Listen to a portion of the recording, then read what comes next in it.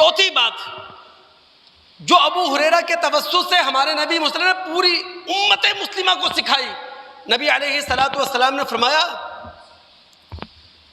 وَأَحِبَّ لِلنَّاسِ مَا تُحِبُّ لِنَفْسِكَ تَكُنْ مُسْلِمًا، جو اپنے لیے پسند کرتے ہو دوسرے انسانوں کے لیے بھی وہی پسند کرو، تم قرآن کے مطلوب مسلمان ہوگے۔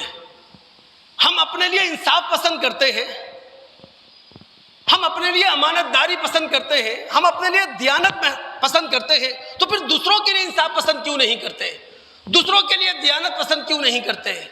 دوسروں کے لیے امانت پسند کیوں نہیں کرتے؟ یاد رکھیے کامیابی کے 3 راز ہیں، اگر دوست میں سمجھا سکوں آپ کو۔ پہلا کامیابی کا راز ہے بگ گول، یعنی اپنا مقصد زندگی بڑا رکھیں۔ آپ بڑا خواب دیکھیں، اپنے لیے نہیں دوسروں کے لیے،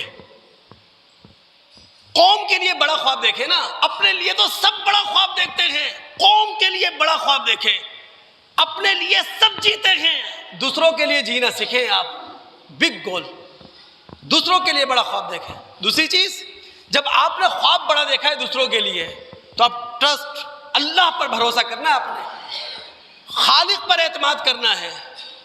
آپ اپنے اندر اخلاص پیدا کریں، آپ اپنے اندر تحریک قائم رکھیں، آپ موٹیویٹ رہیں، اللہ رب العالمین راستے آپ کے لیے کھولے گا۔